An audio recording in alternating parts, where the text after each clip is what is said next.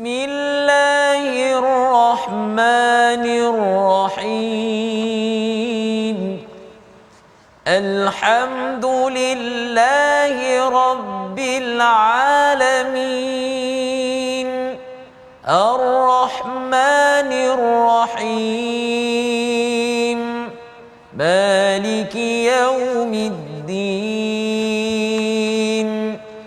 Iyyaka na'budu wa iyyaka nasta'in. Ihdinas siratal mustaqim. Siratal ladzina an'amta 'alaihim ghairil maghdubi 'alaihim waladdallin.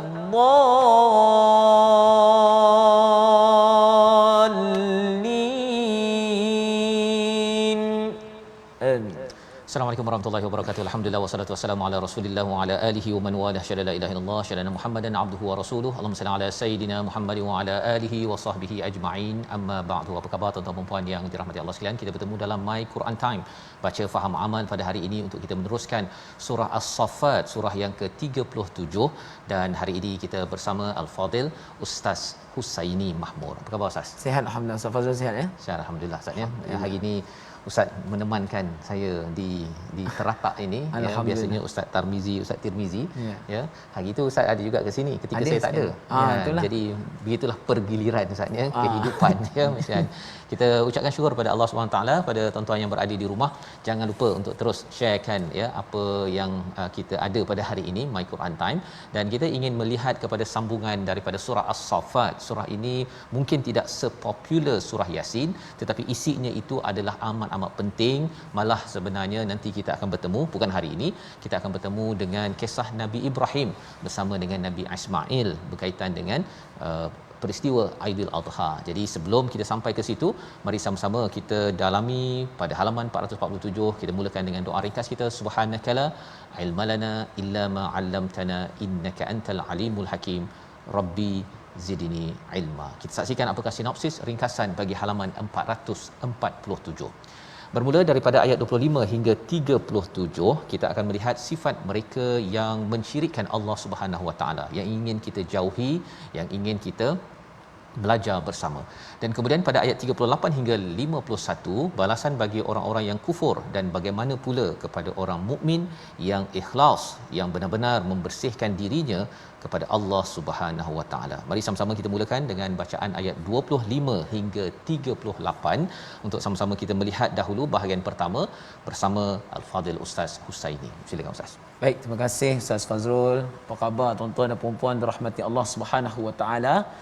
Kali ini jom sama-sama kita lihat pada halaman 447 daripada surah As-Saffat ayat 25 hingga 38 terlebih dahulu, dan kita dengar apa yang ingin disampaikan. Mudah-mudahan insya-Allah ilmu yang kita dapat hari ini kita boleh sampaikan kepada ahli keluarga kita yang lain insya-Allah. Bismillahirrahmanirrahim. ما لكم لا تناصرون بل هم اليوم مستسلمون وأقبل بعضهم على بعض يتساءلون قالوا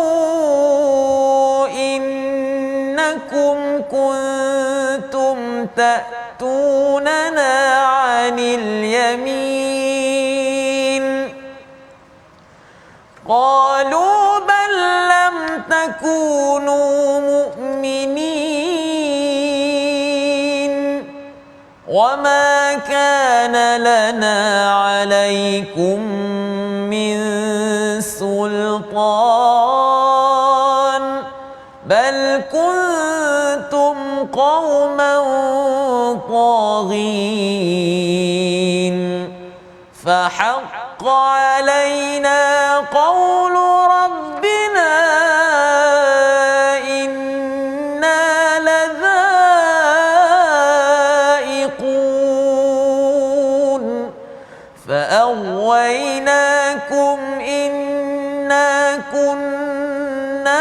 غاوين فإنهم يومئذ في العذاب مشتركون إنا كذلك نفعل بالمجرمين إنهم كانوا إذا قيل لهم لا إله إلا الله يستكبرون ويقولون أئنا لتاركو آلهتنا لشاعر مجنون بل جاء بالحق وصدق المرسلين إنكم لذائق العذاب الأليم صدق الله العظيم.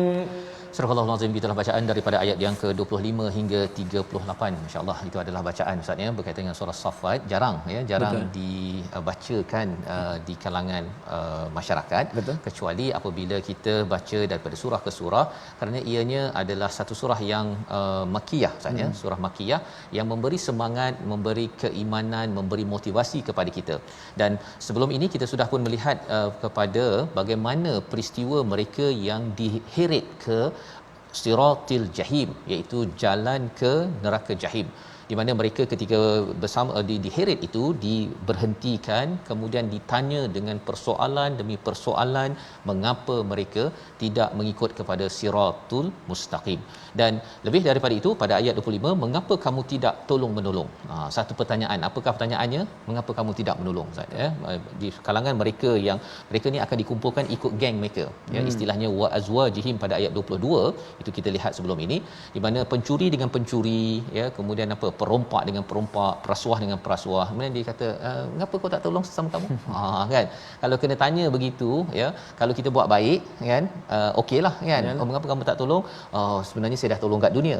Tapi kalau orang yang buat jahat ya, terlibat dengan jenayah, dosa dan sebagainya, saling tolong menolong, sebenarnya pada waktu ini apakah yang berlaku pada ayat 26? Bal humul yauma mustaslimun, iaitu mereka itu menyerah diri, diam, tidak berkata, tidak balas Ustaz. Dulu kat dunia pandai je, pandai cakap sikit, pandai lawan kan. Sekarang ini dia dah putus asa, dia sudah rasa kecewa. Ini yang disampaikan oleh Imam As-Sa'di dalam tafsirnya berkaitan dengan mengapa selepas dah ditanya soalan itu tidak ada jawapan. Tidak ada jawapan. Dan pada ayat yang ke-27 itu wa aqbala ba'duhum ala ba'din yatasaalun, iaitu sebahagian mereka menghadap sebahagian yang lain dan saling bantah membantah. Dia dalam surah ini dia ada banyak kali dia bertemu antara satu sama lain bertanya-tanya.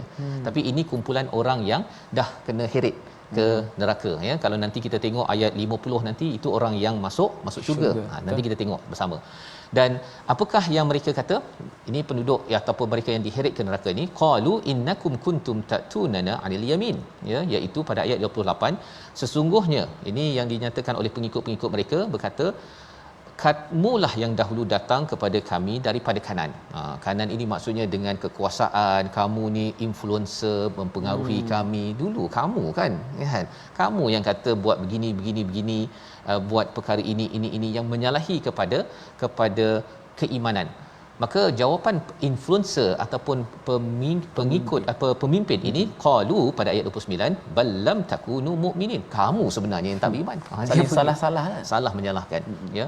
Pelajaran untuk kita sebenarnya dalam hidup kita ini, kalau kita nak follow sesiapa, nak ikut sesiapa, kita kena tengok dia ni sebenarnya membawa kepada keimanan ataupun tidak Ustaz.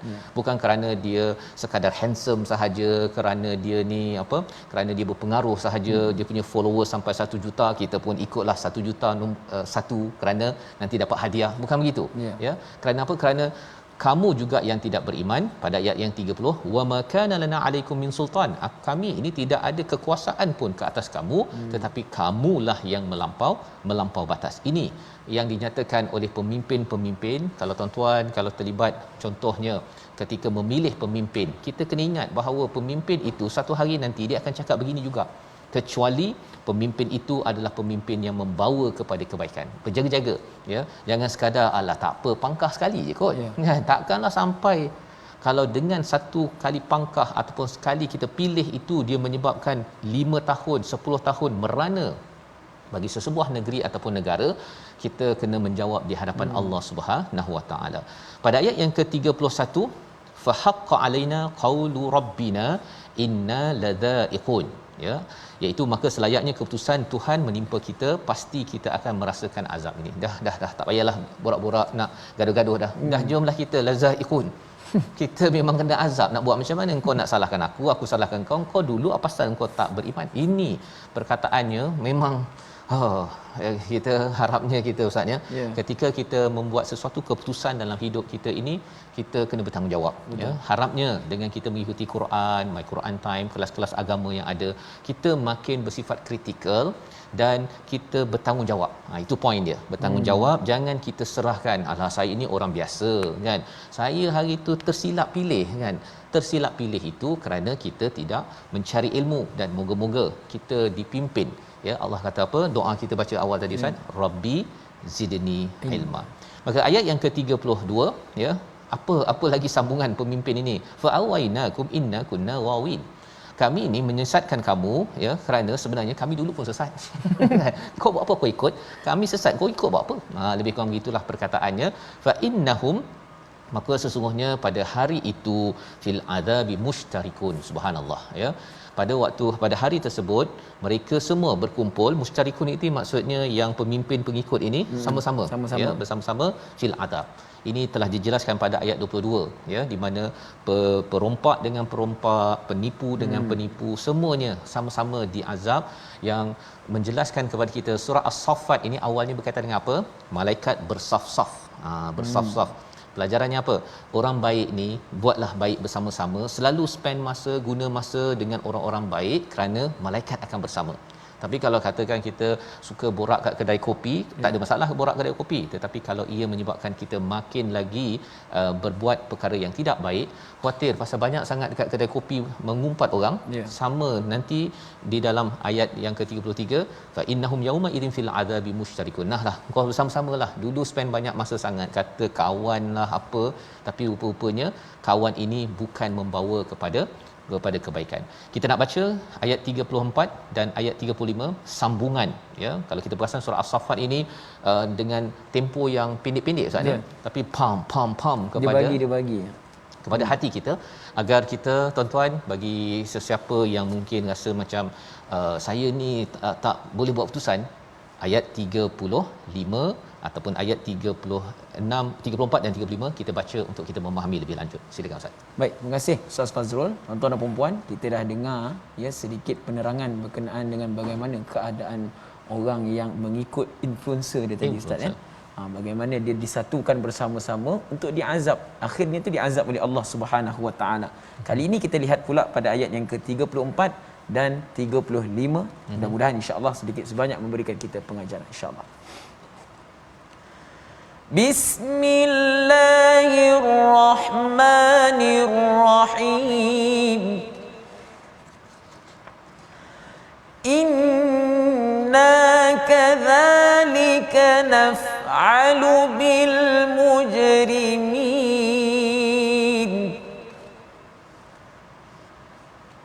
Innahum kanu idza qila lahum la ilaha illallah yastakbirun. Sadaqallahul azim. Surah Al-Azim ayat yang ke-34, Allah menyatakan, demikianlah kami lakukan terhadap orang-orang yang berbuat dosa. Sesungguhnya apabila dikatakan pada mereka la ilaha illallah, mereka menyombongkan diri. Jadi ini kesinambungan daripada perkara tadi Ustaz ya, mengapa mereka ni satu geng tadi itu, mereka itu diazab kerana mereka ini naf'alu bil mujrimin ya. Maksudnya kami laksanakan perkara itu kepada pendosa ataupun penjenayah. Apakah yang dikaitkan dengan penjenayah sampai diheret sampai ke jahim sebentar tadi? Kerana ada satu sifat yang perlu kita beri perhatian. Apabila ya ayat yang ke-35 dinyatakan innahum kanu idza qila lahum, apabila mereka disampaikan, diingatkan tentang ketauhidan kepada Allah Subhanahu Wa Taala, la ilaha illallah, Allah sumber rezeki, janganlah kita cari rezeki daripada orang dengan bawah meja kan. Nak tambah pendapatan, guna cara yang halal, jangan cara guna yang tidak halal. Allah yang pemberi rezeki, Allah Ar-Razzaq. Siapa lagi? La ilaha illallah, Allah inilah Ar-Rahman. Kita cari kasih sayang daripada Allah dan kita sebarkan kasih sayang itu dengan kita sebarkan kata-kata daripada Allah berbanding dengan kata-kata sendiri. Jadi perkara-perkara itu bila diingatkan begitu, mereka kata yastakbirun, tak adanya kan, buat apa nak ikut kepada Nabi Muhammad, kepada orang-orang yang mengingatkan kepada kehambaan kepada Allah, tapi mereka nak hambakan pada duit, kepada harta, kepada pangkat, pada kuasa. Maka ini yang menyebabkan mereka ini menjadi orang yang digelar al-mujrimun ataupun al-mujrimin pada ayat yang ke-34. Kita nak belajar apa daripada sini? Iaitu kita perlu merasa rendah diri bila katakan ada peringatan, kita terus menyerah diri kepada peringatan tersebut sebelum kita menyerah pada akhirat nanti. Dah lambat Ustaz. Betul. Yang ayat 3:26 tadi kan. Betul. Bila dah cakap apasal kamu tak menolong antara satu sama lain? Dah senyap dah kan. Pada waktu itu mereka mustaslimun, menyerah diri pasal dah tak ada pilihan. Kita di atas dunia ini kena saling tolong menolong, tetapi tolong menolong itu adalah atas dasar la ilaha illallah ya, ke arah kebaikan. Pada ayat yang ke-36 wa yaquluna a inna latariku alihatina lisyairin majnun. Mereka sambung lagi, mengapa mereka sombong? Pasal tegur kepada Tuhan kami. Kami ni dah buat berhala, nak jual, dapat bisnes apa? Kau nak tegur pula, ini periuk nasi kami. Itu antara perkara yang tidak dipuashatikan oleh orang-orang musyrik di Mekah pada waktu itu. Maka mereka gelar kepada Nabi apa? Gelaran yang pernah kita baca dalam surah Yasin, iaitu istilahnya lisyairin majnun. Sebenarnya syair dengan Quran ni tak sama Ustaz. Betul. Tak sama ya. Nabi dia pernah juga cuba untuk menghafaz syair tapi tak jadi. Tak jadi pasal apa? Nabi dihaskan untuk menyampaikan wahyu daripada al-Quran. Jadi wahyu ni paling tinggi, syair itu lebih rendah. Jadi jangan ambil, kadang-kadang kita mungkin dah suka dengan al-Quran tapi ambil itu je lagu boleh tahan juga Ustaz. Kalau lagu yang ada manfaat itu okey lagi. Tapi lagu yang pop ye yang lama-lama tu dia masih lagi dia dendangkan, dia tak boleh bercampur. Ya, dia tak boleh bercampur kalau katakan mesej yang tak baik dengan mesej yang baik ni. Jadi itu sebabnya kita kalau dah suka dengan al-Quran ini, sampai satu masa kita rasa macam dengar lagu-lagu yang banyak sangat gendang ke ataupun apa drum ke apa ke, kita akan rasa sesuatu di situ ya. Dan ini yang dinyatakan pada ayat 36 bahawa digelar Nabi sebagai syair orang gila. Ya. Dan pada ayat yang ke-37, padahal dia Nabi sallallahu alaihi wasallam membawa kebenaran dan membenarkan rasul-rasul. Itu dua perkara. Wahyu yang ada ini adalah kebenaran menjadi tujuan dalam hidup. Ya, tujuan dalam hidup. Pasal kalau kita dengar lagu-lagu yang tak berapa okey isinya Ustaz ya. Dia akhirnya kita daripada okey jadi tak okey. Kan? Daripada rasa tak nak fikir pasal apa orang lama, dia terfikir balik orang lama apa sebagainya. Pasal apa? Pasal isinya itu boleh membawa kita kepada kebatilan. Dan yang keduanya wasaddaqal mursalin, membenarkan pada utusan-utusan sebelum ini. Kerana apa? Kerana kita nak jadi orang-orang yang mengikut pada Nabi Ibrahim, Nabi Musa, Nabi Nuh ya, dan kita nak bersama dengan mereka di mana apabila berada di syurga bukannya mendapat azab seperti mana dalam ayat 38. Membawa kepada perkataan pilihan kita pada hari ini, kita saksikan, iaitu taghiya, melampau ataupun melimpah. 39 kali disebut di dalam al-Quran.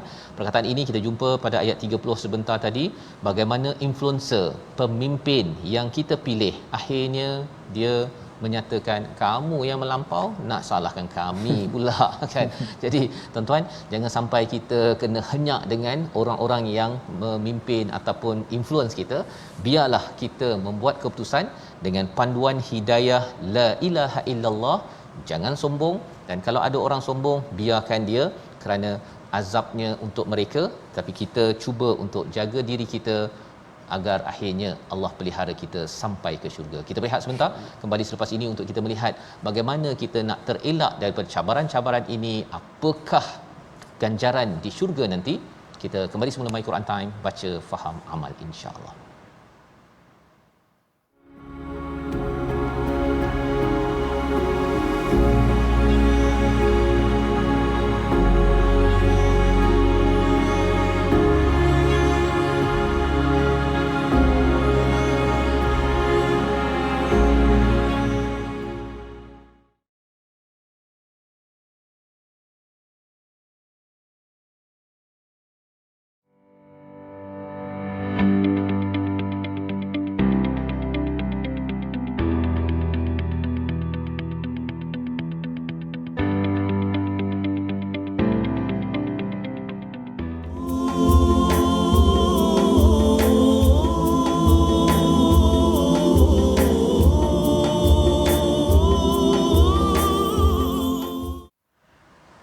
Bismillahirrahmanirrahim. Wa ma tujzauna illa ma kuntum ta'malun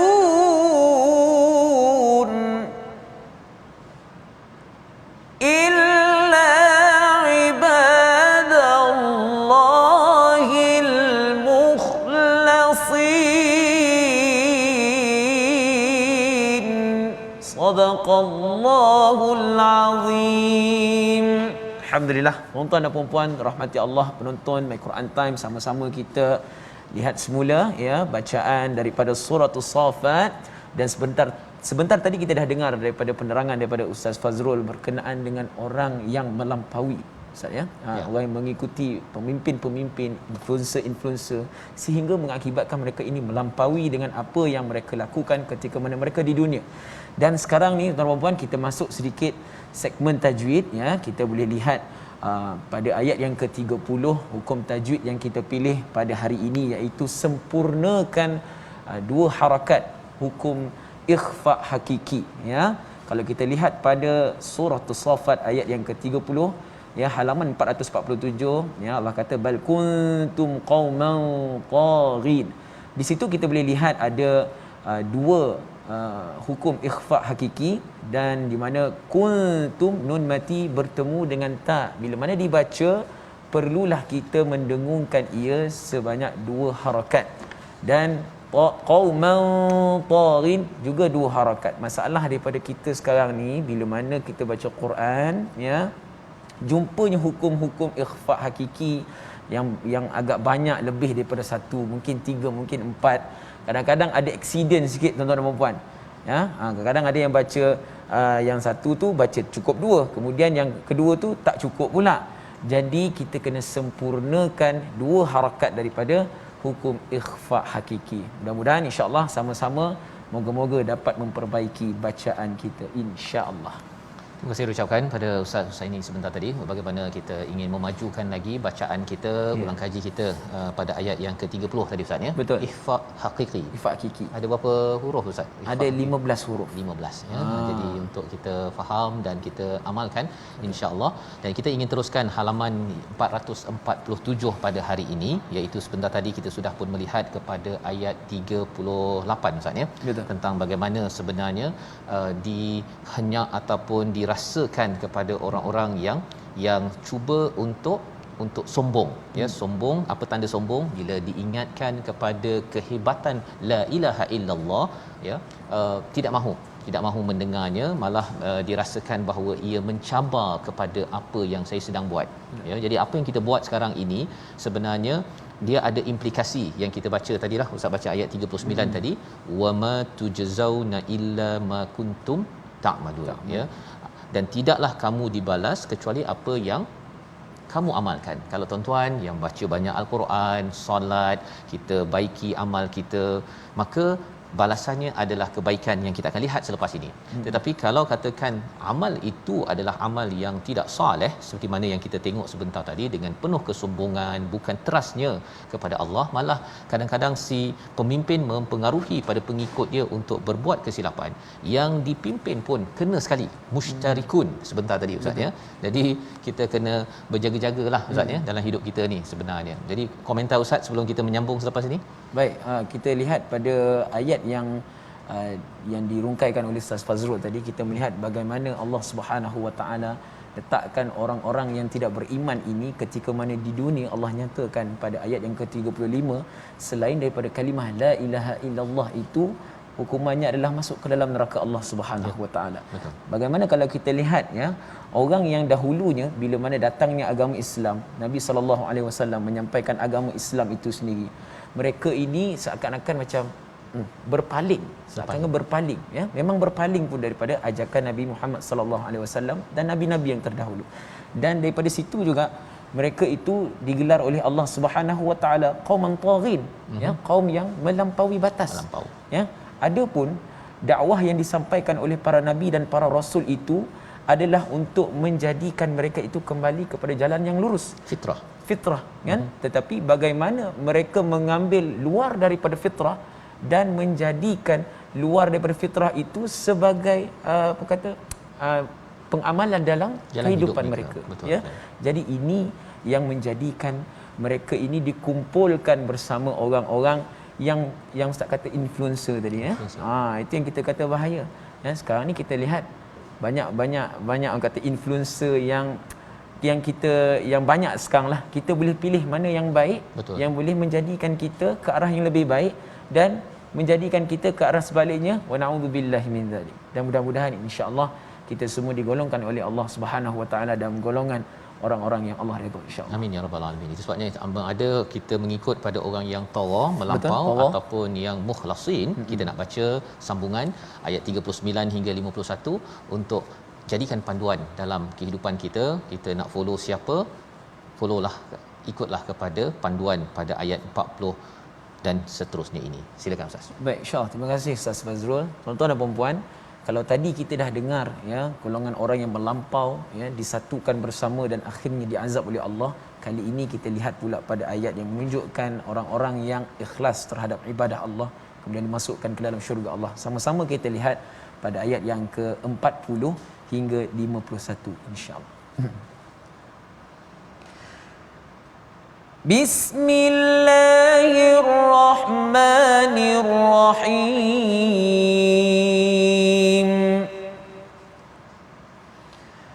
Illa ibadallahil mukhlasin ulaika lahum rizqum ma'lum fawakihu wa hum mukramun fi jannatin na'im ala sururin mutaqabilin yutafu alaihim bika'sim min ma'in بيضاء لذة للشاربين لا فيها غول ولا هم عنها ينزفون وعندهم قاصرات الطرف عين كأنهن بيض مكنون فأقبل بعضهم على بعض يتساءلون قال قائل منهم إني كان لي قرين صدق الله العظيم. Surah Al-Azim, gitulah bacaan daripada ayat yang ke-40 hingga ayat yang ke-51 ya. Ayat ke-40 ini menceritakan tadi Ustaz ya, bagaimana kalau balasan kepada orang yang beramal buruk, dia akan dapat azab yang sengsara. Betul. Ya, azab yang pedih sebagaimana ayat 38. Tetapi tidak berlaku kepada siapa? Illa ibadallahil mukhlasin, kecuali kepada hamba-hamba Allah al-mukhlasin, bukannya mukhlisin. Mukhlasin. La ya kat situ. Apa maksud mukhlasin? Kita dah lihat dalam surah Yusuf ya, surah yang ke-12 bercerita tentang mukhlasin ini adalah orang-orang yang diikhlaskan oleh Allah Subhanahu taala. Bukannya orang yang ikhlas. Mungkin terjemahannya kita tengok yang ikhlas kan. Tapi itu mukhlisin. Kalau mukhlasin ini, jadi kita tengok fasa dalam kehidupan kita, istikhlas, mukhlis dan juga mukhlas. Istikhlas ni kita buat ikhlas Ustaz. Sembayang dulu mak kita kata bangun. Ya lama. Itu istikhlas, buat ikhlas. Ya. Tetapi bila kita dah menjaga dan mendidik diri kita, dia jadi ikhlas, mukhlisin. Tetapi bila Allah dah jaga kita, kita sentiasa dapat menjaga diri kita daripada perkara-perkara yang tidak benar. Ya, Allah jaga kita. Pasal kalau kita nak jaga diri sendiri ni tak semudah itu. Maka inilah yang digelar al-mukhlasin. Seperti Nabi Yusuf alaihissalam terlindung daripada terlibat dengan perkara-perkara tidak baik ketika bersama dengan wanita Imratul Aziz pada peristiwa di Mesir itu sendiri. Jadi ini adalah kumpulan orang yang terhindar daripada azabul alim. Ulaika lahum, apakah balasan bagi orang yang ikhlas ini, yang kita harap Allah lindungi kita melalui fasa kita buat ikhlas dan kita cuba ikhlaskan diri dalam kita baca Quran, solat, segala amal, dan akhirnya Allah lindungi kita ya. Allah kata ulaika lahum rizqum ma'lum pada ayat 41. Mereka akan mendapat rezeki yang diketahui. Mengapa rezeki diketahui? Kerana di dunia ini kita Ustaz ya, kita dapat rezeki, kita tahu rezeki ada, tetapi apa cabarannya kita tak tahu bila dapat. Kadang-kadang kita rasa macam rezeki saya mungkin kurang ke lebih ke, dah buat bisnes, dah promote ke, dah buat promosi, buat marketing dekat mana-mana, rupanya dapat sikit. Ada yang kita usaha sikit-sikit je dapat banyak pula. Jadi disebabkan apa? Disebabkan rezeki ini tidak diketahui banyak sikitnya bila kita di atas muka bumi ini, tapi kita tetap ikhlas. Dan kesan daripada kita tetap ikhlas ya, rezeki banyak ke rezeki sikit, maka di akhirat nanti balasannya apa Ustaz? Rizqum maklum. Dah tahu dah rezeki apa yang dapat. Secara spesifiknya apa? Yang pertama fawakih, iaitu buah-buahan. Memang dah confirm. Kalau sekarang ni kita kadang-kadang rasa buat bisnes Ustaz ya, harapnya dapat makan musang king lah contohnya kan. Tapi bila tengok dia punya akaunnya, tak dapat musang king lah, dapat makan musang pun tak dapat, king pun tak dapat ya.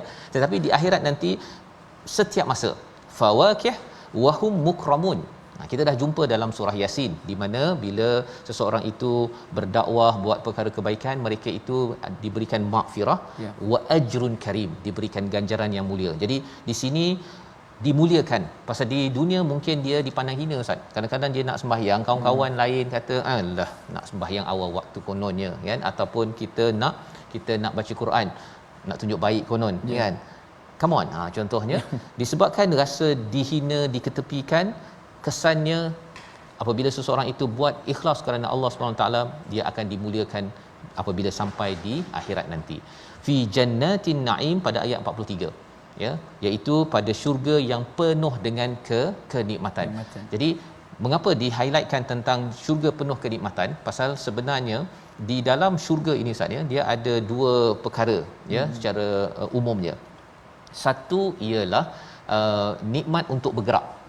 Kita boleh bergerak je. Itu sebabnya kalau kita tengok dalam surah Al-Kahfi itu ada istilahnya makithina fihi abada ya, iaitu syurga itu dia akan ada gembira, makin gembira pasal kita boleh bergerak, dia tidak statik di sana. Tapi dalam masa yang sama kita boleh statik juga, duduk je sambil itu apa? Ala sururim mutaqabilin. Duduk relax je di atas singgah sana. Macam raja sehari Ustaz dulu tu kan. Kan sehari je dapat kan. Yang ini forever.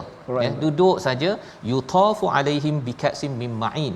Ya, Allah jelaskan naim itu, nikmat itu secara lebih spesifik untuk beritahu walaupun dekat dunia ni Ustaz ya, tak ada orang yang nak hidangkan kita air kan, tak ada apa, tak ada maid pun kalau bagi tuan-tuan yang ada maid bibik tapi sekarang tak boleh masuk bibik, alamak susahnya saya kena bancuh air sendiri apa sebagainya. Tak apalah kalau di sini tak ada bibik, tidak ada maid, tapi ayat 45 tu ceritakan nanti di akhirat nanti, kerana kita cuba ikhlaskan diri kita buat yang terbaik, kita akan jadi orang kaya Ustaz. Bukan kaya saja, jadi raja. Pasal raja saja yang ada orang hidangkan Allah. Ya, bayda al-ladzatil lisharibin. Ya, minuman warna putih rasanya untuk diminum. Allah. Biasanya orang cakap lazat itu rasanya kan. Tapi di sini dicakapkan rasanya warna putih. Apa maksud rasa warna putih? Kita minum susu contohnya warna putih kan. Kadang-kadang warnanya putih cantiklah ni. Minum kemuntah, basi. Kan.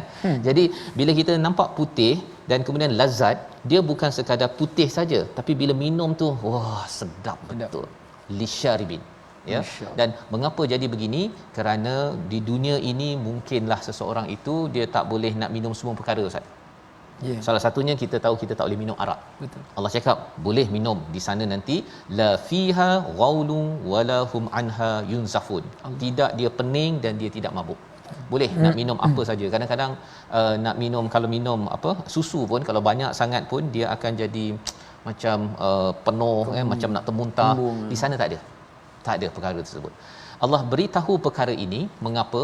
Kerana bagi sesengah orang mungkin dia rasakan nak minum susu pun tak mampu beli Ustaz. Betul. Ya, ataupun dia sedang berusaha untuk buat kebaikan, dia ada susu banyak, dia ada banyak nikmat tetapi dia tak nak guna seorang. Dia pergi derma kepada orang lain kerana dia sanggup buat perkara-perkara ini, berkongsi rezeki.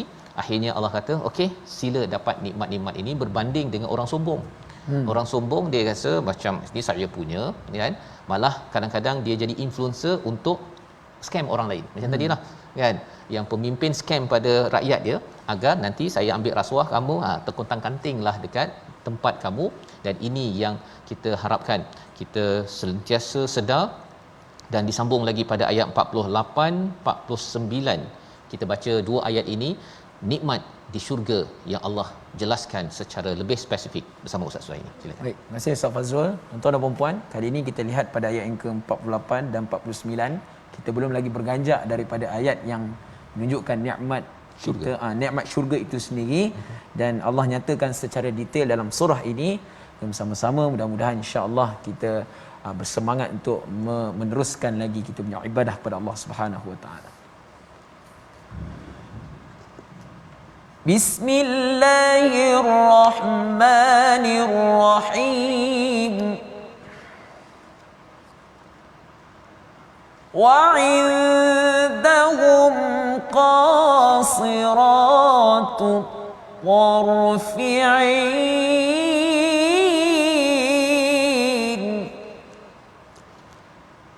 كأنهن بيض مكنون صدق الله العظيم. Surah Al-Azim ayat 48, dan di sisi mereka ada bidadari yang indah dan luas matanya dan membatasi pandangannya, seakan-akan mereka adalah telur yang tersimpan dengan baik. Dua perkara Ustaz ya. Betul. Ini adalah tentang bidadari, tapi ada juga di tempat lain bercakap tentang apakah nikmat-nikmat. Pasal ada orang tanya ini untuk orang lelaki je ke? Kan ini letak pada orang lelaki, tetapi ada juga di tempat lain untuk wanita ya. Sebenarnya bercakap tentang wa indahum qasiratut tarfi'ain ini dijelaskan ka'annahunna baydum maknun ya. Apa maksudnya? Kalau kita tengok terjemahan seakan-akan mereka ini telur yang tersimpan. Apa ke bendanya? Tengok dalam peti ais ke tengok telur, tak ada apa pun yang menarik pun. Tapi sebenarnya maksudnya ini baydum maknun ini adalah kalau kita pergi ke puncak gunung, kemudian kita jumpa sarang dan sarang itu ada telur. Itu adalah telur yang dimaksudkan di sini. Baydum maknun. Ya, telur yang tersimpan di puncak gunung, maksudnya dia adalah sesuatu yang tak pernah dikacau. Ya. Ini penerangan untuk bercakap tentang bidadari dalam ayat yang ke-48 49. Lebih daripada itu ialah pengalaman dalam syurga. Ini telah akan diceritakan lagi insya-Allah dalam surah At-Tur ya, iaitu fa'aqbala ba'duhum ala ba'din yatasaalun ya, mereka akan berjumpa dan bertanya-tanya. Tadi kita dah jumpa Ustaz pada ayat yang ke-27. Wa aqbala ba'duhum ala ba'di yatasaalun. Itu pasal influencer jahat dengan pengikut jahat tadi lah. Kan? Mereka tanya-tanya. Jadi aktiviti di dalam neraka pun ashabul jahim ini pun ada borak-borak, tapi borak ni memang tak ada hasil lah kan, pasal akhirnya jalan kan, kena azab juga. Tetapi di dalam syurga ini borak-borak ini adalah satu nikmat. Nikmat ya. Nikmatnya apa? Apa yang kita nak borak-borak? Apa kita nak tanya? Qala qailum minhum inni kana li qarin. Ya, terjemahannya apa? Berkatalah salah seorang daripada mereka, sesungguhnya aku dahulu di dunia pernah mempunyai seorang teman. Pernah tanya seorang teman. Jadi apa yang dia nak tanyanya? Yang ini yang kita akan lihat pada hari esok insya-Allah. Dia tanya pasal apa? Teman aku ni dekat mana? Ya, rupa-rupanya sampai kepada Ustaz ya, ini preview sikit untuk hari esok. Allah bagi tahu, teman kau tak dekat sini. Boleh preview kat satu lagi tempat. Allah. Yang itu amat mendebarkan, tapi kita tak tengok pada hari ini. Kita saksikan dahulu apakah resolusi bagi halaman 447. Kita saksikan. Yang pertama, sama-sama kita doa pada Allah SWT, kita akan jadi orang yang lebih bertanggungjawab pada kebaikan dan jangan mudah dikawal oleh orang lain. Ini yang kita lihat sebentar tadi ya. Walaupun kita nampak bahawa ada pemimpin, ada influencer, tapi kita kena bertanggungjawab setiap keputusan yang kita buat, kerana akhirnya nanti kalau tidak dijaga saling salah menyalahkan. Yang pertama. Yang kedua, sentiasa berhati-hati dan menyedari bahawa ada orang yang cuba menyesatkan kita sebagaimana dalam ayat yang ke-32 ya, fa awainakum inna kunna ghawin. Jadi bila dah tahu dia sesat, tak payahlah kita ikut ya. Janganlah pula kita kata pasal dia ni pakaiannya mempengaruhi saya ya, dia ni kata dengan hujahnya pelik-pelik, kita kata tak apalah, kerana walaupun dia nampak berpengaruh, khawatir di akhirat kita akan saling salah menyalahkan. Yang ketiga, berusaha sebaik mungkin ya, berusaha sebaik mungkin untuk kita melaksanakan kebaikan mengikut kepada la ilaha illallah ya, yang kita belajar tadi pada ayat yang ke-35 antaranya rendah diri Ustaz ya, rendah diri. Kita doa pada Allah Subhanahu Wa Taala, Allah pimpin kita dan moga-moga surah As-Saffat ini membekas dalam diri kita. Kita berdoa insya-Allah. Terima kasih Ustaz Fazrul. Tuan-tuan dan puan-puan, sama-sama kita munajat kepada Allah Subhanahu Wa Taala. Moga Allah kurniakan kita satu sifat di mana sifat kita untuk menjadi dengan lebih baik dalam ibadah kita, dalam kehidupan kita. Mudah-mudahan kita tidak menjadi orang yang yastakbirun, orang yang taghin, yang melampau. Tidak. Allah jadikan kita dalam ibadah kita itu, Allah jaga kita dan bersihkan kita daripada dosa-dosa kita insya-Allah. Bismillahirrahmanirrahim. Alhamdulillahi rabbil alamin. Wassalatu wassalamu ala asyrafil anbiya'i wal mursalin wa ala alihi wa sahbihi ajma'in. Ya Allah, ya Tuhan kami, ampunilah dosa-dosa kami ya Allah, dosa kedua ibu bapa kami ya Allah, dosa keluarga kami ya Allah. Ya Allah, jangan Engkau jadikan kami golongan orang yang melampau ya Allah. Jadikan kami istiqamah dengan ibadah yang kami laksanakan kepadamu ya Allah. Bersihkan hati-hati kami ini daripada dosa-dosa kami ya Allah. Ya Allah, ya Tuhan kami, Engkau tempatkanlah kami dengan syurga-Mu ya Allah. Jadikanlah amalan kami ini amalan yang membawa kami ke dalam syurga-Mu yang penuh dengan nikmat ya Allah. Rabbana atina fid dunya hasanah wa fil akhirati hasanah wa qina adzaban nar. Wa sallallahu ala sayyidina Muhammad wa ala alihi wa sahbihi wa baraka wa sallam. Walhamdulillahi rabbil alamin. Qabalallahu minkum. Inna wa minkum taqabbal ya karim. Moga-moga Allah mengkabulkan doa kita sebentar tadi, agar kita tidak menjadi orang yang melampau, tidak menjadi orang yang sombong, tetapi kita menjadi orang yang ikhlas sebagaimana dalam ayat 40 sebentar tadi. Inilah yang kita ingin bina dalam tabung gerakan Al-Quran, kesedaran Al-Quran yang membina nilai akhlak dalam masyarakat, sehingga kan kita sanggup berkorban dalam hidup kita ini dan tidak mempengaruhi dengan nilai tidak baik sebagaimana ianya akan menyebabkan seseorang itu akan diazab oleh Allah Subhanahu Subhanahu Wa Taala. Kita bertemu lagi dalam ulangan pada malam ini, pada pagi esok, dan terus kita akan melihat kepada bagaimana dialog di dalam syurga. Apa yang menarik kita lihat bersama insya-Allah. My Quran Time, baca faham amal insya-Allah.